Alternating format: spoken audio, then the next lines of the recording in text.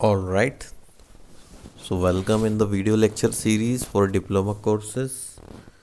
Civil engineering में engineering drawing में 7th lecture है। आज पढ़ेंगे स्केल के बारे में। कैसा लग रहा है ये इंजीनियरिंग ड्राइंग सब्जेक्ट पढ़ के? मुझे उम्मीद है अच्छा ही लग रहा होगा।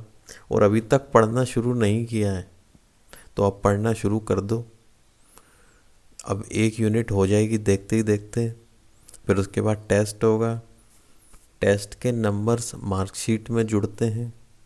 जो असाइनमेंट दिए हैं वो मुझे सबमिट करो ईमानदारी से बना के। उसके ऊपर नाम अपना ज़रूर लिखना। उसके भी नंबर मार्कशीट में जुड़ेंगे, परसेंट अच्छे बनेंगे। ओके, तो देखो यहाँ पे स्क्रीन पे घोड़ा बना हुआ है।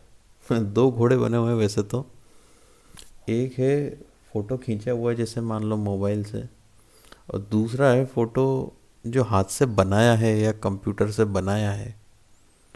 उसका थोड़ा बहुत उसके ऊपर कुछ डैश करके लाइन बना के कुछ इन्फॉर्मेशन भी लिखी हुई है। अभी वो दिख नहीं रही है, अपने को देखना भी नहीं है। सफ़ेद घोड़ा बड़ा अच्छा दिख रहा है, सुंदर। तो ये घोड़ा एक्चुअल में कितने साइज़ का होता होगा? इसकी हाइट लगभग 1.5 मीटर होती है, या और ज़्यादा भी हो सकती है, कम भी हो सकती है, खच्चर होगा तो। पर मान लो फिलहाल इस घोड़े की हाइट है 1.5 मीटर।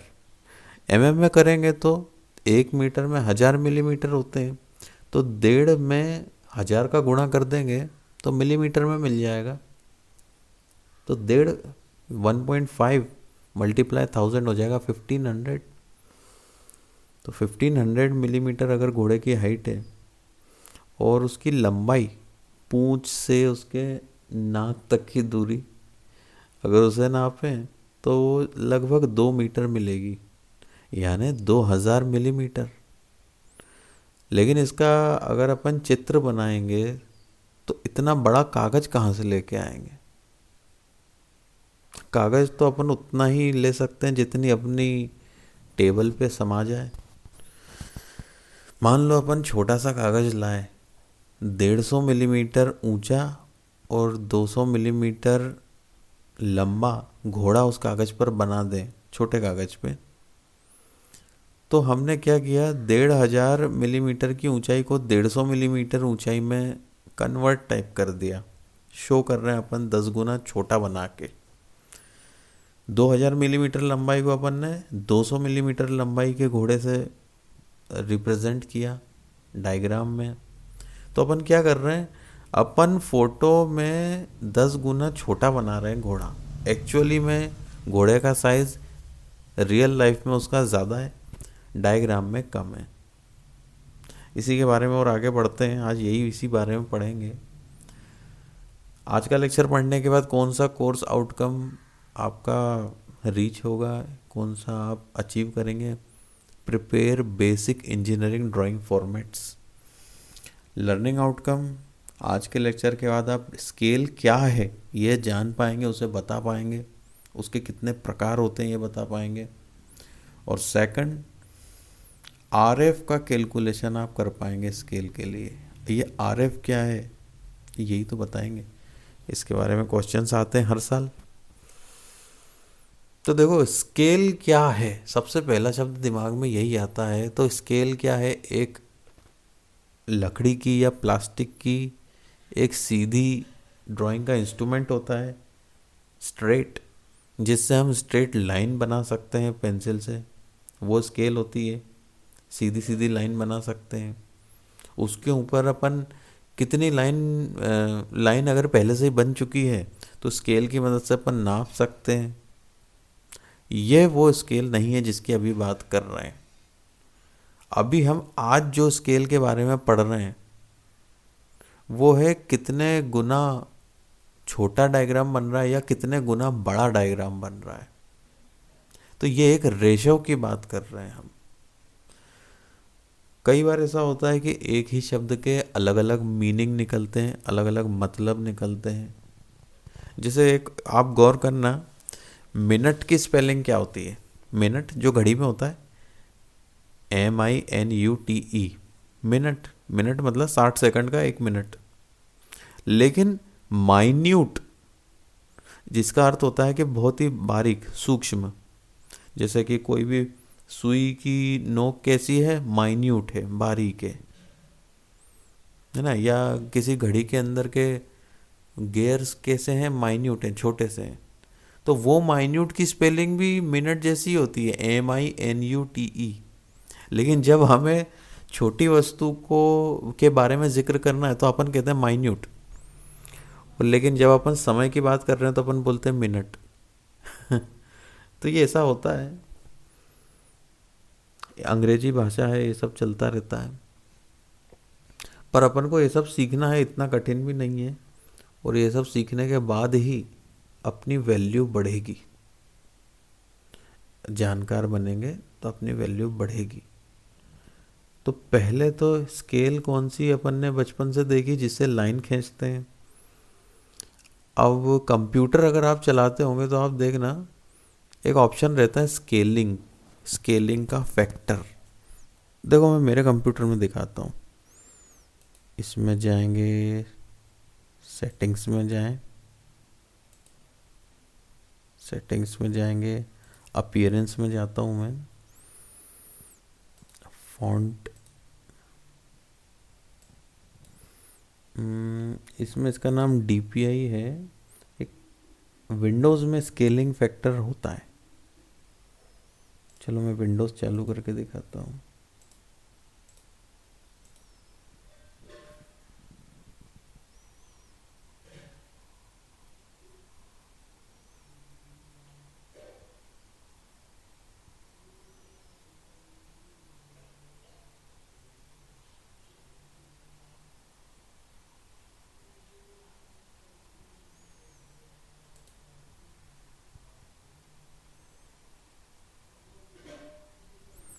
चल जा।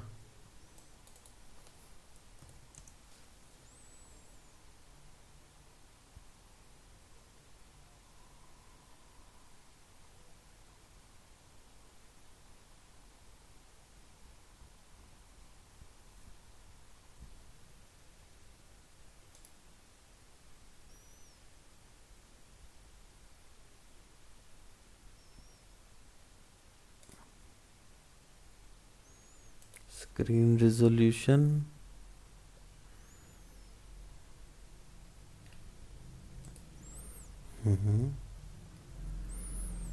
इसे थोड़ा, हाँ फुल स्क्रीन हो गया।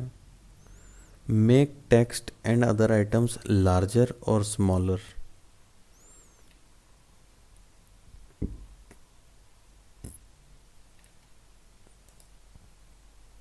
ये देखो कस्टम साइजिंग ऑप्शंस। इसमें देखो scale to this percentage of normal size. मैंने अभी इसको 200% कर रखा है, तो मतलब ये डबल बड़ा है जो भी अभी आपको दिख रहा है। एक्चुअली में अगर इसको मैं 100 कर दूंगा तो ये हाफ इसका साइज़ हो जाएगा, हर चीज़ का जो भी स्क्रीन पर दिख रहा है। देखो मैंने अभी 100 कर दिया है, मैंने ओके कर दिया है, अप्लाई कर दिया है। ये कह रहा है एक बार साइन आउट करके साइन इन कर लो, कर लेते हैं।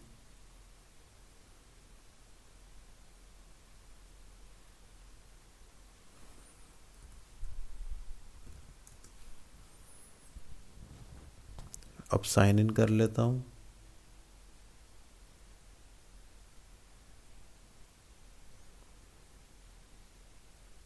बड़ी देर लगा रहा है, जल्दी चल जा।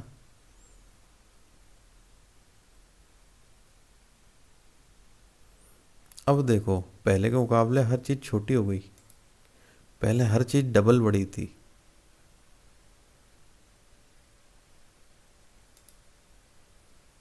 कौन screen resolution, make text and other item. तो ये देखो कस्टम साइजिंग ऑप्शंस में आता है ये स्केल। अभी छोटा दिख रहा है, scale to this percentage of normal size. तो ये परसेंटेज में अगर मैं 150% कर दूंगा तो 1.5 गुना हर चीज़ बड़ी हो जाएगी। और इससे कम भी कर सकता हूँ मैं, मान लो इसमें मैं 50% कर देता हूँ। ओके, तो हर चीज़ हाफ साइज़ की हो जाएगी। साइन आउट करके अभी मैं फिर से साइन इन करके दिखाता हूँ। पढ़ने में बहुत दिक्कत आएगी, लेकिन अभी तो 50%, अरे यार। वैसे मैं पहली बार ऐसा करके देख रहा हूँ कि छोटा कर रहा हूँ, जनरली मैं बड़ा कर देता हूँ, क्योंकि जो मेरे कंप्यूटर की स्क्रीन है वो काफ़ी छोटी है, तो मैं देखने में दिक्कत आती है। तो छोटा हुआ नहीं, हो गया है, देखें। नहीं, ये शायद 100% से कम नहीं होता है।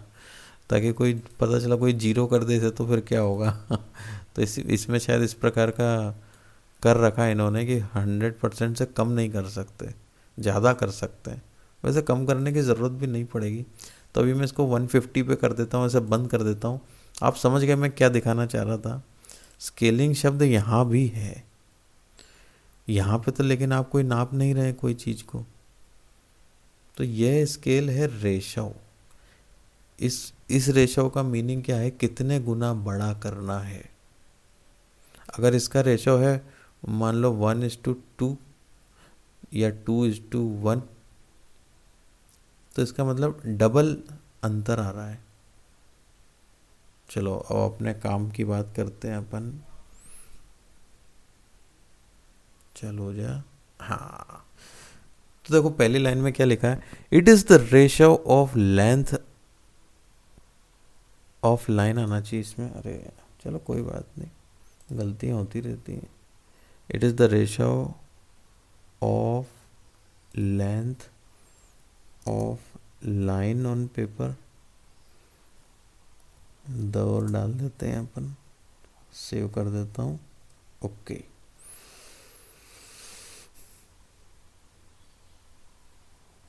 क्या बात है,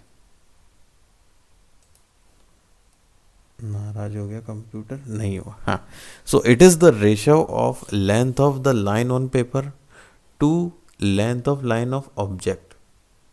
मतलब दो रेखाएं हैं, जैसे मान लो ये यहाँ पे घोड़े को बनाने में मान लो कोई रेखा उपयोग करी है, मान लो पैरों की बनाने की रेखा, तो एक्चुअली में उसके पाँव पे अगर अपन एक रेखा बनाए तो कितनी लंबी बनेगी। अभी जितनी भी लंबी बनेगी, कागज़ पे अगर अपन उसको बनाएंगे तो उतनी लंबी नहीं बनेगी, उससे छोटी बनेगी, उससे छोटी बनेगी। तो उन दोनों की लंबाइयों का रेशो है स्केल। अभी यहाँ पे ये रेशो है 1:10। अगर 1:10 है, मतलब जो पहला वाला संख्या है 1, वो है रेशो में पेपर के ऊपर बनाई गई दूरी को दर्शा रहा है ये। और जो इस टू के बाद है, जो ज़्यादा वाली संख्या है, सेकंड वाली है 10, वो है रेखा की लंबाई असलियत में उस ऑब्जेक्ट में। मान लो अगर हम कोई गिटार का फोटो बनाए, तो गिटार कितना लंबा है, मान लो 1.2 मीटर लंबा है, लेकिन हमने ड्राइंग में बनाया मान लो 12 सेंटीमीटर से, तो उसको भी अपन ने 10 गुना कम कर दिया। ठीक है, तो उस केस में भी क्या आ जाएगा, 1:10।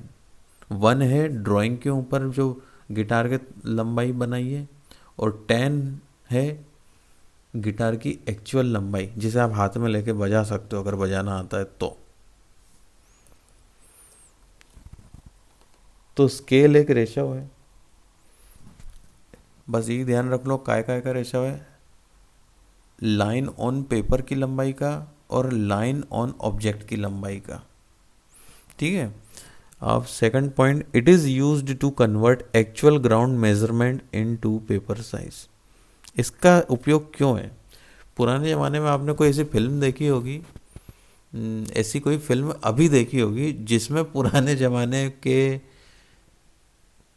खजाने को ढूंढने का कुछ लोग प्रयास कर रहे हैं, उनके पास कोई नक्शा मिल गया उनको, उस नक्शे में कुछ टापू बने हुए हैं, उस नक्शे में मान लो समुद्र वगैरह है, कुछ और भी चीज़ें बनी हुई है, कोई पहाड़ है, कोई खाई है, कुछ है।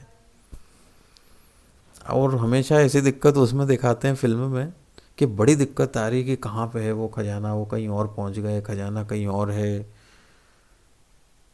अब एक्चुअली नक्शे में क्या हर चीज़ लिखना संभव नहीं है, हर चीज़ नहीं लिख सकते। कुछ चीज़ें, मुख्य चीज़ें बताई जा सकती हैं। जैसे मान लो भारत का नक्शा ही आप उठा के देख लो तो हर शहर का नाम थोड़ी मिलेगा उसमें, हर कस्बे, हर नाके का नाम नहीं मिलेगा ना उसमें। अब मान लो मुंबई और दिल्ली, इनकी बीच की दूरी अगर आपको दी गई है, मान लो एक नक्शा है आपके हाथ में, एक बड़ा सा कागज़ है, मान लो 1 मीटर लंबा और 1.5 मीटर चौड़ा मान लो, और उस कागज़ के ऊपर भारत का नक्शा बना है और उसमें ये दिया हुआ है, लिखा हुआ है कि मुंबई से दिल्ली के बीच की दूरी कितनी होगी, मान लो 1000 किलोमीटर है। अभी मैं ऐसे एग्जाम्पल के लिए बता रहा हूँ, पता नहीं कितनी होती है इसी के आसपास कुछ होगी शायद। यहाँ से 700 है, मुंबई भी 700 से ज़्यादा, जो ज़्यादा होगी 1500 किलोमीटर होगी, चलो ठीक है 1500 किलोमीटर है। लेकिन वो दूरी कागज़ में हमने मान लो कितने से दर्शाई है, 30-150 सेंटीमीटर, मान लो 100 सेंटीमीटर से दर्शाई है। मतलब डायग्राम में, नक्शे में क्या बना हुआ है, भारत का नक्शे में कागज़ पे बना हुआ है तो हमने मुंबई से दिल्ली की दूरी मान लो 100 सेंटीमीटर दूरी से दर्शाई है, लेकिन एक्चुअली में वो 1500 किलोमीटर लंबा है। तो ठीक है, अपन को मालूम पड़ गया कि कितने गुना छोटा वो नक्शा बना है। कितने गुना बना है, डिवाइड कर दो। कैसे डिवाइड करोगे, 100 सेंटीमीटर डिवाइडेड बाय 1500 किलोमीटर, उससे रेशो मिल जाएगा। अब अगर अपन को मान लो निकालना है कि राजगढ़ से दूरी मुंबई की कितनी है और वो नक्शे में लिखी हुई नहीं है, तो कैसे निकाल सकते हैं। अपन एक नापने वाली स्केल लेंगे, इस बार नापने वाली लेंगे और नक्शे में मुंबई से राजगढ़ तक की दूरी कितनी होगी वो नाप लेंगे। मान लो राजगढ़ उसमें शहर बना हुआ नहीं है, लेकिन अगर बाउंड्री बनी हुई है एमपी की तो अपन उससे अंदाज़ा लगा सकते हैं, क्योंकि अपना तो राजस्थान बॉर्डर पे है ना, तो अपन एक अंदाजे से पॉइंट, बिंदु बना सकते हैं कि यहाँ पे होगा। तो वो अगर अपन दूरी नाप लें राजगढ़ से मुंबई की, फिर उसमें जो अपन ने रेशो निकाला उसका गुणा करते हैं उसके उल्टे का, मतलब 1500 किलोमीटर बटा 100 सेंटीमीटर। इसकी यूनिट कन्वर्ट करनी पड़ेगी, ऐसे डायरेक्ट भाग नहीं देना है। 1500 किलोमीटर को सेंटीमीटर में कन्वर्ट करेंगे, क्योंकि उसके बटे में भी सेंटीमीटर है ना, तो ये करना पड़ता है।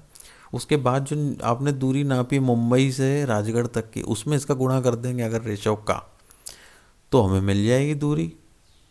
लेकिन ये ध्यान रखना, ये दूरी सड़क से जाने वाली नहीं है, ये है मान लो एरोप्लेन से, अगर वो भी सीधे सीधे रास्ते से गए, घूम फिर के नहीं गए। एरोप्लेन भी बड़ा घूम फिर के जाता है, ऐसे सीधे नहीं जाता एकदम, तो वो दूरी मिल जाएगी।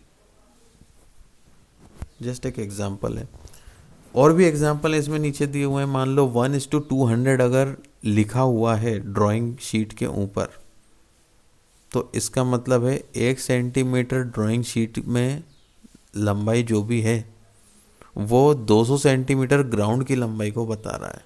ये इसलिए ग्राउंड लिखा है, मान लो नक्शा बना है, ज़मीन पे मैदान में एक्चुअल बिल्डिंग बनी है जिसमें रह सकते हैं, जहाँ कंस्ट्रक्शन होगा, तो ज़मीन पर, ग्राउंड पर, मैदान पर 200 सेंटीमीटर की दूरी को दर्शाया है ड्राइंग शीट में 1 सेंटीमीटर की रेखा से।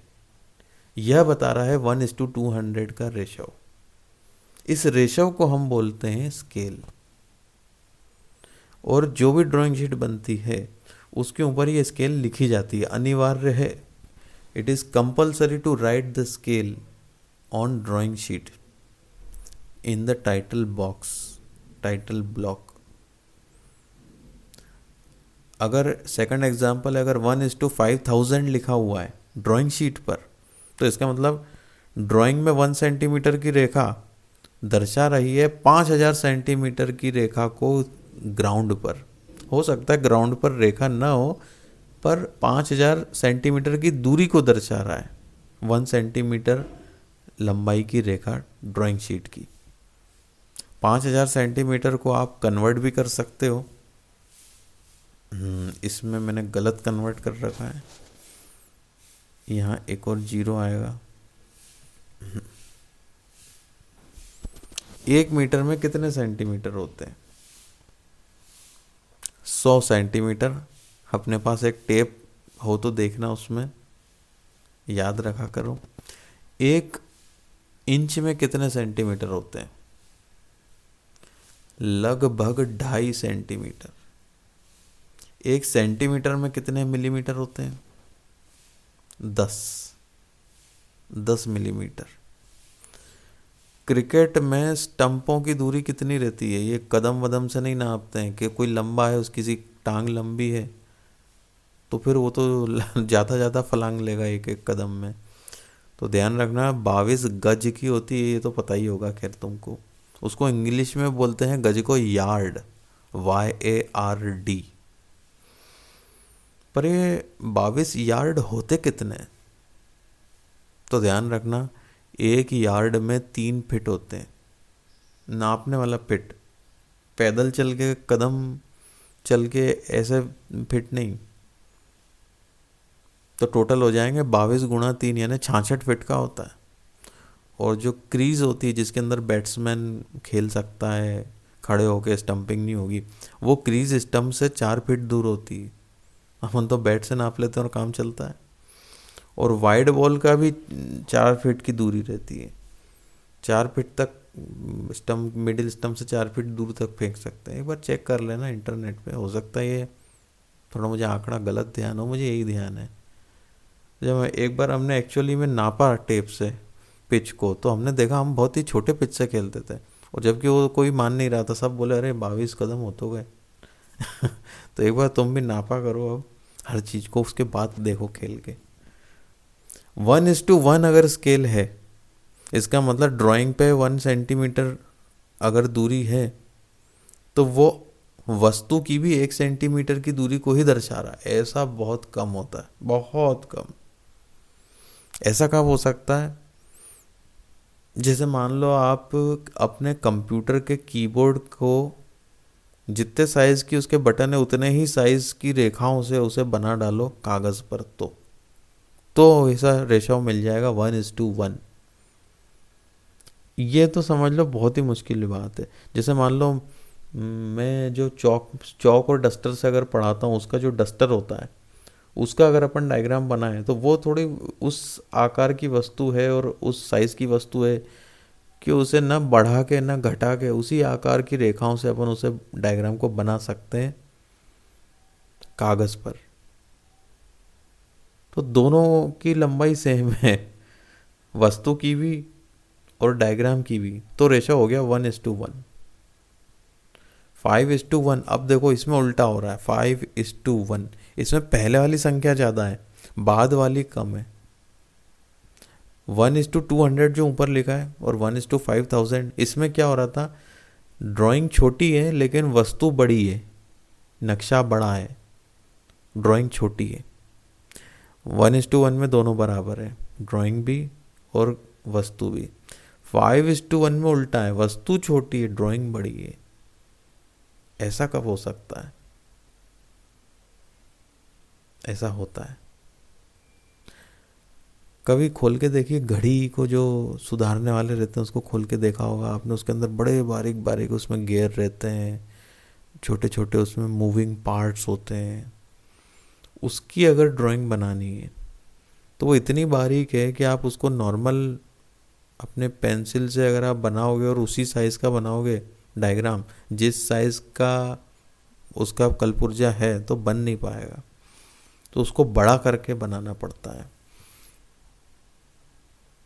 जैसे और भी डायग्राम बनते हैं, जैसे कॉकरोच का डायग्राम बनाना है, उसकी टांगों को दिखाना है, उसकी आँखों को, उसके अलग अलग पार्ट्स को दर्शाना है, तो आपको ड्राइंग बड़ी बनानी पड़ेगी, एक्चुअल कॉकरोच छोटा होगा। तो ऐसे में 5:1 में देखो, ऐसे में क्या हो रहा है, बाद में 1 आ रहा है, शुरू में 5 आ रहा है या शुरू में संख्या ज़्यादा आ रही है 1 से, तो 5 सेंटीमीटर ड्राइंग शीट में दूरी है तो 1 सेंटीमीटर मशीन में है। ये कितनी भी हो सकती है, ये तो एग्जाम्पल दे रखे हैं। और स्केल के बारे में कुछ बात आपको बताते हैं। अगर 1:1 रेशो है, जैसा कि मैंने बताया था कि डस्टर का या अपने कीबोर्ड का या मेरे माउस का, और क्या एग्जांपल दे सकते हैं, चप्पल का बन सकता है। जिस साइज़ की चप्पल है उसी साइज़ का अपन डायग्राम बना सकते हैं चप्पल का, है ना। और ऐसी कौन सी वस्तु है घर में, सोचो।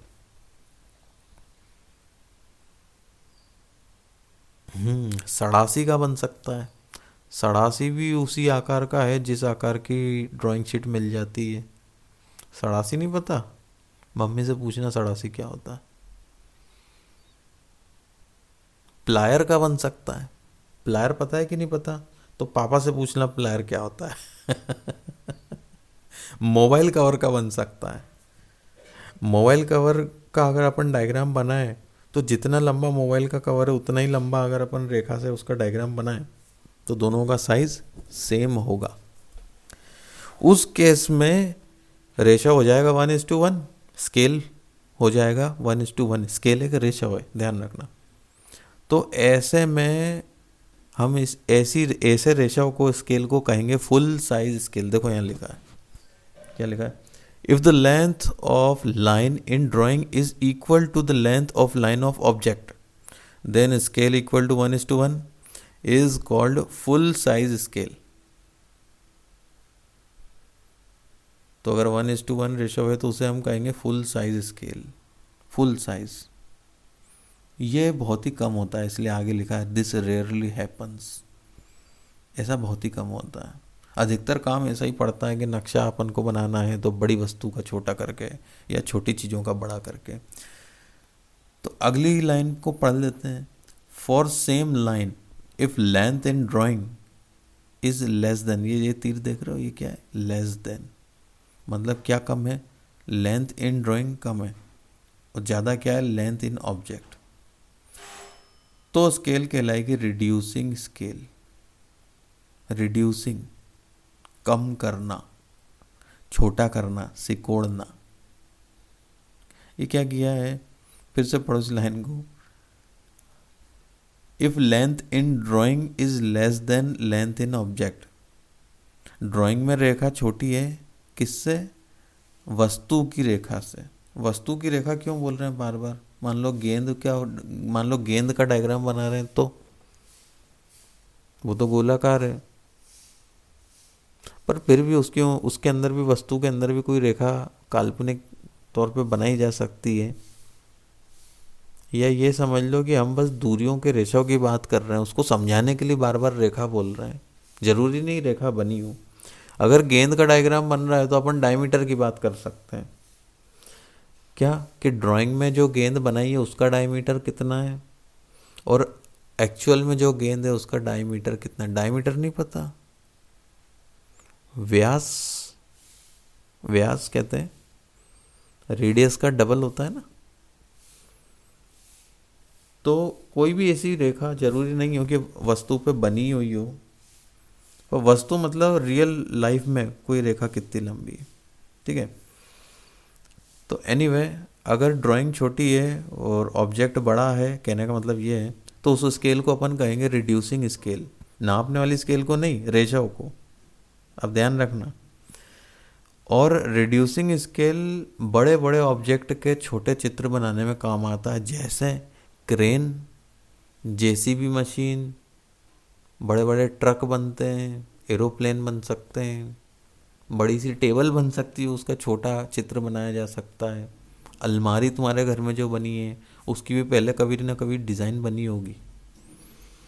सबसे पहले जहाँ भी, जिस भी फैक्ट्री में अलमारी तुम्हारे घर में रखी है ना, वो जिस भी फैक्ट्री में बनी होगी, उसके बनने से पहले बनाने वालों ने डिसाइड किया होगा कि कैसी अलमारी बनेगी। तो उसे एक कागज़ पे पहले उकेरा होगा, मतलब बनाया होगा, उसकी लाइनों से उसकी लंबाइयाँ सोची होंगी, नहीं यार अपन इतना फिट इसकी रखते हैं, इतने इंच इसकी ये रखते हैं, ऐसा कर करके पूरा पूरे बनाया होगा। उसके बाद उसका प्रोडक्शन शुरू किया होगा। ऐसा हर चीज़ में होता है। इसलिए ड्राइंग सब्जेक्ट बहुत इम्पोर्टेंट है।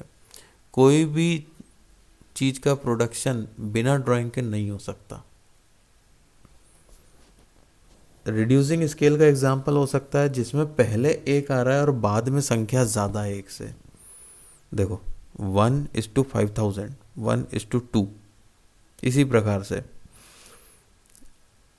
इवन अगर 1:1.1 है तो भी वो रिड्यूसिंग स्केल है, क्योंकि पहले एक है और बाद में एक से ज़्यादा है। 1.1 है अगर, तो वो एक से ज़्यादा हो जाएगा।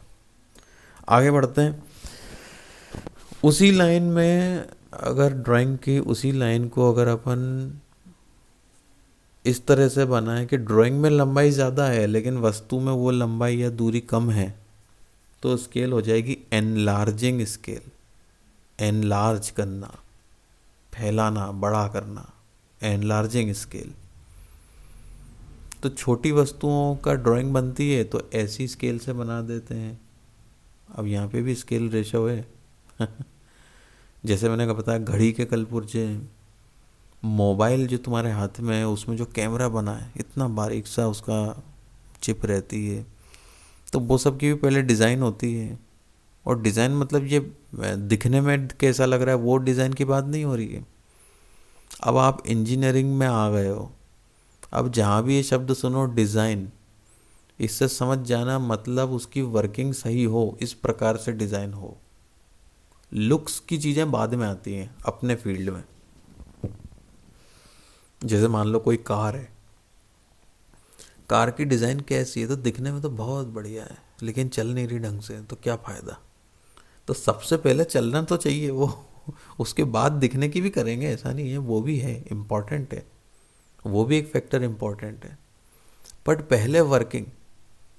सिविल इंजीनियरिंग में अगर कोई आपको बोलता है कि घर की बिल्डिंग को डिज़ाइन करो, इसका मतलब उस घर का नक्शा बनेगा, उस घर के नक्शे में कहाँ कहाँ बीम और कॉलम लगेंगे वो अपन पता करेंगे अपने नॉलेज से, अनुभव से। वहाँ बीम और कॉलम में कौन कौन से लोड आएंगे, इंसानों के आएंगे तो लाइव लोड है, उनका खुद का बीम कॉलम का दीवार का वजन है तो उसे कहेंगे सेल्फ वेट, खुद का वजन। उसके ऊपर कुछ सामान रखेंगे उसको कहेंगे डेड वेट।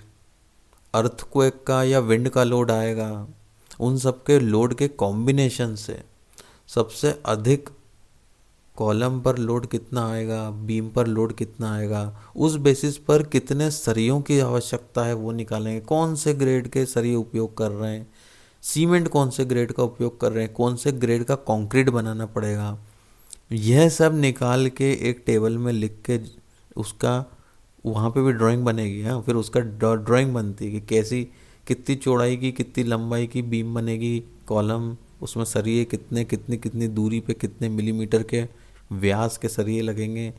ये जब आप बना के देते हो तो उसे कहते हो हमने बिल्डिंग डिज़ाइन कर दी। और वो जो दिखने में अच्छी लगे कि झूमर लगा देंगे कि ये सब चीज़ें अपने काम की नहीं है, ये आर्किटेक्ट वाले करते हैं। तो डिज़ाइन की जब भी शब्द सुनो तो मतलब समझ जाना कि उसकी वर्किंग की अपन डिज़ाइन कर रहे हैं कि वो कार्य ढंग से करे, ऐसा डिज़ाइन है। तो एनलार्जिंग स्केल, इसमें बाद में वन आता है, दो बिंदी जो है ना रेशो की, उसके बाद वन आएगा, उसके पहले जो संख्या लिखी है वो वन से ज़्यादा होगी। आगे बढ़ते हैं।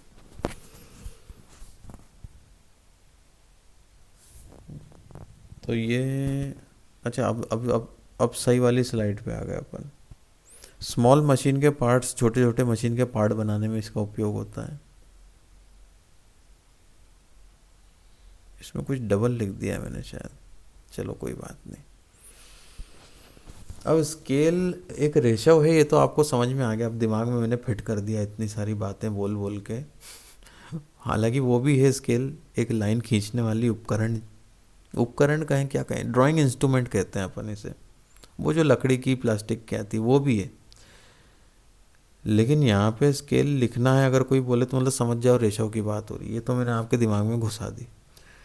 स्केल को लिखने में, रेशो वाली स्केल को लिखने के तीन तरीके हो सकते हैं। इससे भी ज़्यादा होते होंगे, अपने काम के 3 हैं। पहला तरीका है इंजीनियर्स स्केल, ये मुझे बहुत अच्छा लगता है। साफ साफ ये लिखा रहता है 1 सेंटीमीटर इक्वल टू 500 सेंटीमीटर। ये एक एग्जांपल है। 1 सेंटीमीटर की दूरी ड्राइंग में दर्शा रही है 500 सेंटीमीटर की दूरी वास्तविकता में। मैं माउस से दिखाऊं क्या कि दिख रहा है, ये वाली लाइन है। तो ये इंजीनियर्स स्केल कहलाती है, मतलब इस तरह से दर्शा सकते हैं। अभी अपन ये पढ़ रहे हैं कि स्केल को किन किन तरीकों से दर्शाया जा सकता है, मतलब लिख के।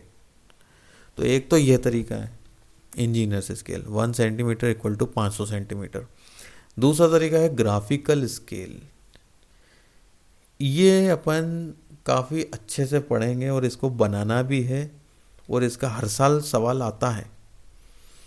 इसको ड्राइंग पे बनाते हैं, लिखते नहीं है। लिखा भी इसमें this scale is drawn on drawing, it will shrink with the paper. ये मैंने बहुत शॉर्ट में लिखा है, पर ये ड्राइंग, ये ग्राफिकल स्केल अपने आप में बहुत बढ़िया टॉपिक है। ये अपन कम से कम इसके 2 या 3 लेक्चर अपन को पढ़ने पड़ेंगे, तब अपन इसको समझेंगे ग्राफिकल स्केल क्या होता है।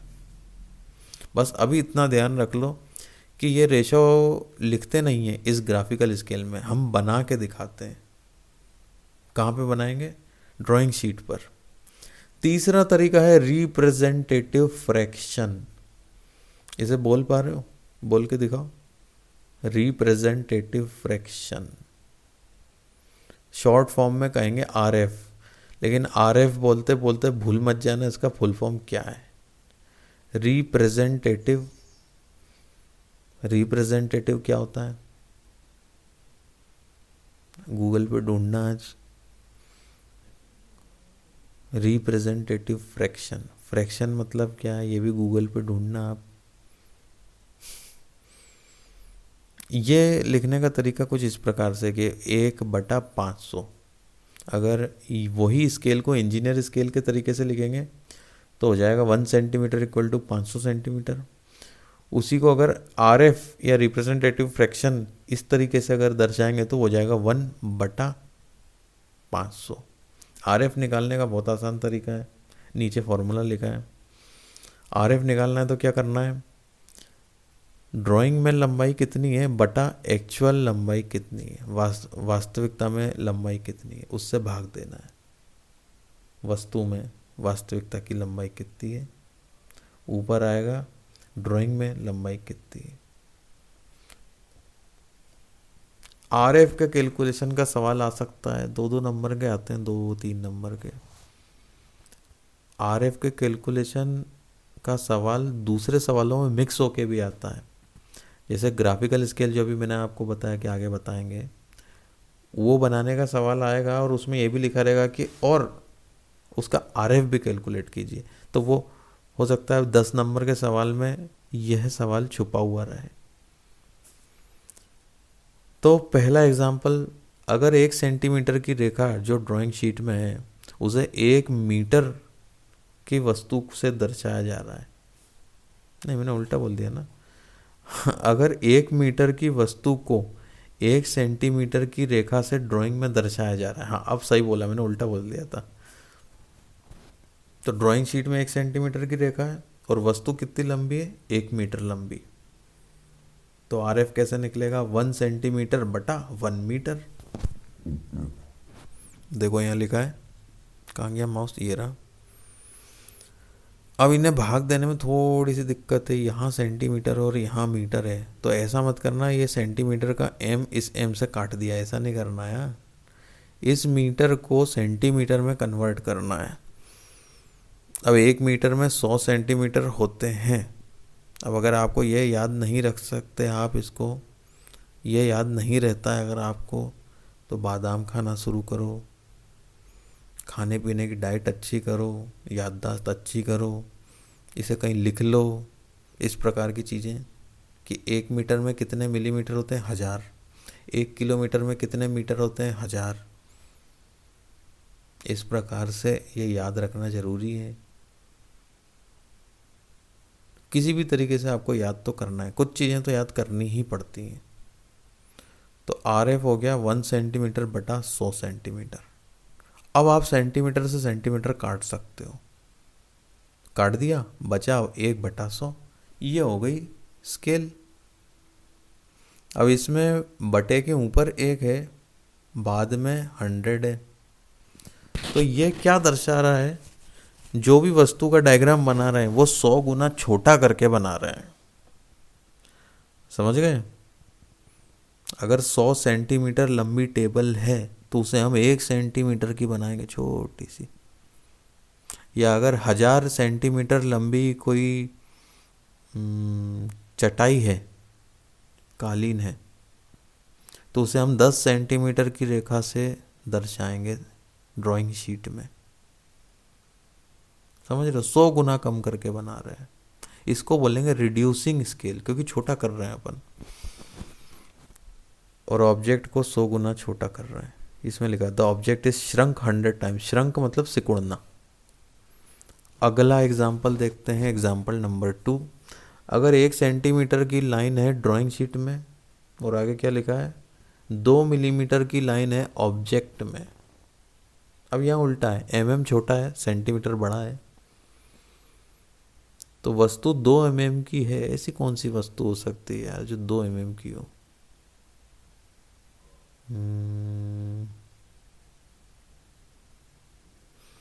हाँ, एक चीज़ हो सकती है, आजकल मोबाइल में सिम निकालने के लिए एक सिम इजेक्टर टूल होता है। एक छेद रहता है, उसमें वो सुई डालो तो वो सिम जिसमें लगी रहती है वो ट्रे बाहर आ जाती है, उसमें सिम और मेमोरी कार्ड भी होता है। तो मान लो वो जो पिन है उसकी गोलाई वाला जो हिस्सा है उसका डायमीटर है मान लो 2 mm का। उसको अगर अपन ने डायग्राम बनाया तो अपन ने 1 सेंटीमीटर चौड़ा उसको दर्शाया है, बड़ा करके बनाया है, ऐसा अपन ने ड्राइंग बनाई है। तो अपन उसको कितने गुना बड़ा करके बना रहे हैं ये अगर अपन से कोई पूछे तो अपन क्या करेंगे, आर एफ निकालेंगे। तो आर एफ में क्या करो, ऊपर रख दो ड्राइंग में लंबाई, नीचे रख दो बटे के नीचे वस्तु की लंबाई या मोटाई। लंबाई मतलब ज़रूरी नहीं है कि उसकी सबसे लंबी दूरी कोई रखना है, कोई भी रख सकते हो, डायमीटर रख सकते हो, थिकनेस रख सकते हो, कोई भी ऐसी दूरी जिसे आप डायग्राम में भी दर्शा रहे हो और वस्तु में भी नाप सकते हो। तो 1 सेंटीमीटर बटा 2 मिलीमीटर। अब यहाँ पे भी ये मिलीमीटर है और ये सेंटीमीटर, अलग अलग यूनिट है, अभी ऐसे काट नहीं सकते। 1 सेंटीमीटर में 10 मिलीमीटर होते हैं तो होते हैं, अब मैं इसमें कुछ नहीं कर सकता। ये आपको याद नहीं है तो याद करना पड़ेगा। 10 मिलीमीटर बटा, अरे ये तो मिलीमीटर होना चाहिए था ना यहाँ सेंटीमीटर क्यों लिखा है? अब ठीक है। तो 10 मिलीमीटर बटा 2 मिलीमीटर, तो अब मिलीमीटर से मिलीमीटर कट के हट जाएगा, तो बचेगा 10/2, ये रहा। तो कितना हो जाएगा, 5/1। इसका मतलब हम 5 गुना बड़ा करके उस वस्तु का डायग्राम बना रहे हैं। This means we are making the diagram 5 times larger than the object. This is enlarging scale, ये है बड़ा करने वाली स्केल, इसलिए इसको बोलेंगे एनलार्जिंग। एनलार्जिंग में देखो लार्ज शब्द आ रहा है, तो मतलब बड़ा करने वाली स्केल। इसका मतलब ऑब्जेक्ट 5 गुना जूम करके बनाया जा रहा है। जूम शब्द का मतलब समझते होगे, जूम करना है ना, बड़ा करना। फोटो को जूम करके देखते हो ना। चलो, तो आज के लिए इतना ही काफ़ी रखता हूँ मैं, क्योंकि अगले लेक्चर में पढ़ेंगे ग्राफिकल स्केल के बारे में डिटेल में। लेकिन उसको पढ़ने से पहले ये भी ज़रूरी है कि कुछ बेसिक ड्राइंग्स की चीज़ें अपन को पढ़नी ज़रूरी है। चलो, अभी आज अपन ने क्या पढ़ा, स्केल क्या होता है ये पढ़ा। तो बहुत ही कम शब्दों में, बहुत ही छोटे शब्दों में कह सकते हैं स्केल एक रेशो है। अब वो काय का रेशो है वो भी बताना चाहिए, मैंने इसमें थोड़ा कम लिखा है। आपको अगर कोई पूछता है तो आपको पूरा बताना है। काय का रेशो है, length of line on drawing बटा लेंथ ऑफ ऑब्जेक्ट।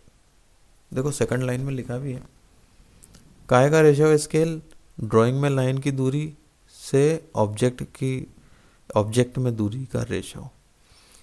कितने प्रकार की स्केल हो सकती है? फुल स्केल ड्राइंग हो सकती है, रिड्यूसिंग स्केल हो सकती है, enlarging scale. Full scale drawing में दोनों का साइज सेम है, ड्राइंग का भी और ऑब्जेक्ट का भी। रिड्यूसिंग स्केल में सिकोड़ के बना रहे हैं, बड़ी वस्तु को छोटा डायग्राम बना के दर्शाया जा रहा है। एनलार्जिंग स्केल में छोटी वस्तुओं को बड़ी डायग्राम से बना के दर्शाया जा रहा है। स्केल को कैसे कैसे दर्शाया जा सकता है, रिप्रेजेंट किया जा सकता है? इंजीनियर स्केल, जिसमें अपन लिख देते हैं भैया 1 सेंटीमीटर इक्वल टू मान लो 300 सेंटीमीटर। ग्राफिकल स्केल में हम डायग्राम बनाएंगे उस रेशो का, वो पढ़ेंगे। रिप्रेजेंटेटिव फ्रैक्शन में शॉर्ट फॉर्म में आरएफ, उसको कैलकुलेट करते हैं उस फॉर्मूले से जो अपन ने देखा था, यहाँ नीचे भी लिखा है आरएफ का फॉर्मूला। ड्राइंग में लंबाई ऊपर रखना है, बटे में रखना है नीचे में वस्तु की लंबाई। फिर से मैं बता रहा हूँ, लंबाई ज़रूरी नहीं है, लंबाई मतलब कोई भी दूरी, थिकनेस भी हो सकती है, चौड़ाई भी हो सकती है, डायमीटर भी हो सकता है, रेडियस भी हो सकता है, कोई भी जिसकी आप लंबाई नाप सकते हो, वो ड्राइंग में कितनी है और वस्तु में कितनी है उसका बटा करना है। तो आज मैंने काफ़ी धीरे धीरे इसलिए पढ़ा है क्योंकि ये थोड़ा अजीब लगता है बच्चों को पढ़ने में। स्केल तो हमने बचपन से देखी जिससे लाइन खींचते, इसलिए मैं थोड़ा धीरे धीरे पढ़ाया है, दिमाग में घुस जाए। अब कुछ असाइनमेंट के सवाल भी कर लो यार। अगर एक सड़क की लंबाई 500 मीटर है, लेकिन उसको अपन ने डायग्राम में 25 सेंटीमीटर की रेखा से दर्शाया है, तो बताओ आरएफ कितना है, स्केल कितनी है? दिख रहा है ना क्वेश्चन 12।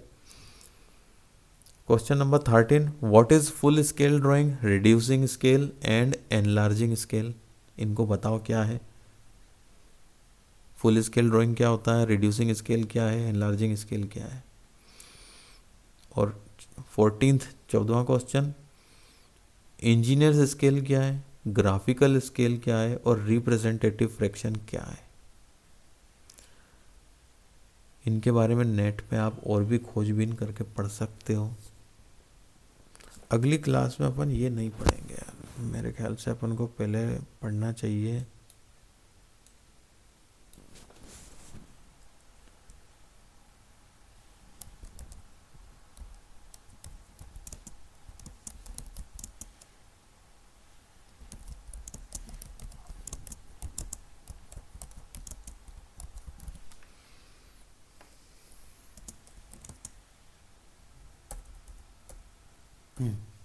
ये ठीक है।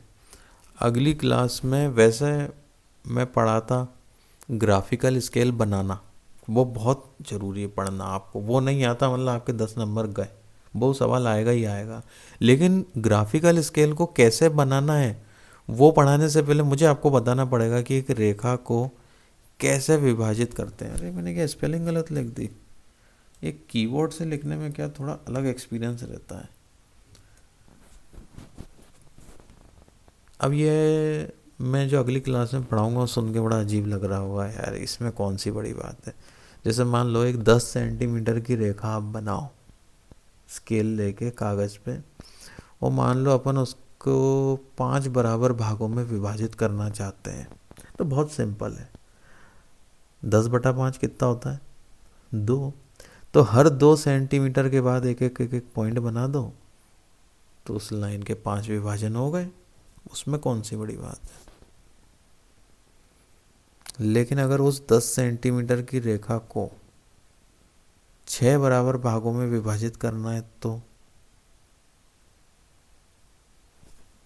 दिक्कत आएगी।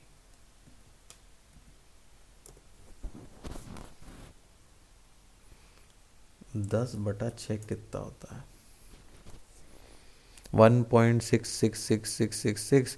और जितने आप में इच्छा हो वहाँ तक 66 ले जाओ, जब ऐसा लगे थक गए तो आखिरी में 7 लगा के छोड़ दो। अब आप 1.6 सेंटीमीटर दूरी पे तो पॉइंट बना लोगे, लेकिन ये बाद के बच्चे पॉइंट के बाद 6 के बाद 6666 जा रहे हैं, इसका क्या करोगे? तो एक 10 सेंटीमीटर की रेखा के 6 हिस्से कैसे करोगे? 10 सेंटीमीटर की रेखा के 2 हिस्से करना आसान है, 5-5 सेंटीमीटर के हो जाएंगे।